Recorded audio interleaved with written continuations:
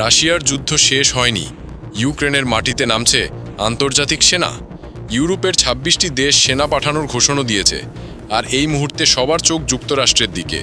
Trump কি অবশেষে ইউক্রেনের নিরাপত্তায় সরাসরি জড়াচ্ছেন?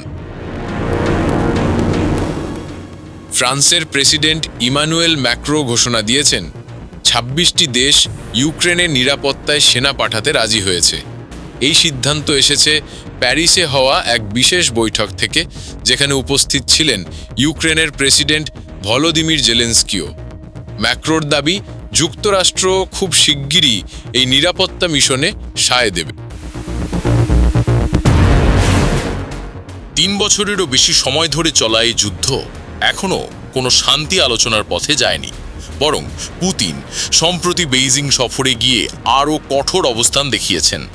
ইউরোপ বারবার মার্কিন সহায়তার উপর নির্ভর করেছে, কারণ শুধু ইউরোপীয় সেনা নামালেই হবে না। যুক্তরাষ্ট্রের গোয়েন্দা তথ্য ও আকাশ শক্তি ছাড়া এই মিশন কার্যকর হবার সুযোগ নেই। যদিও ট্রাম্প আগে বলেছিলেন মার্কিন সেনা ইউক্রেনে যাবে না, কিন্তু এখন তিনি ইউরোপকে রাশিয়ার তেলের ব্যবসা বন্ধ করার জন্য চাপ দিচ্ছে। ইউক্রেনের প্রেসিডেন্ট জেলেনস্কি এই প্রতিশ্রুতিকে যুদ্ধের মধ্যে প্রথম কোনো কংক্রিট পদক্ষেপ বলে আখ্যা দিয়েছেন। তবে সব দেশ সমানভাবে রাজি নয়। জার্মানি ও ইতালি এখনও সতর্ক, আর যুক্তরাজ্য চাইছে রাশিয়ার ওপর আরও চাপ বাড়াতে। অন্যদিকে পুতিনের হুঁশিয়ারি স্পষ্ট, ইউক্রেনের ভবিষ্যৎ নিয়ে ইউরোপ নয়, সিদ্ধান্ত নেবে মস্কো।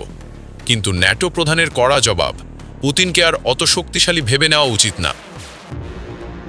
তাহলে কি যুদ্ধ শেষের আগেই শান্তির পথে ইউক্রেন এক ধাপ আগালো, নাকি এ সিদ্ধান্ত রাশিয়ার সঙ্গে উত্তেজনা আরও বাড়াবে? এ নিয়ে আপনার কি মত? নিচে কমেন্টে শেয়ার করতে ভুলবেন না।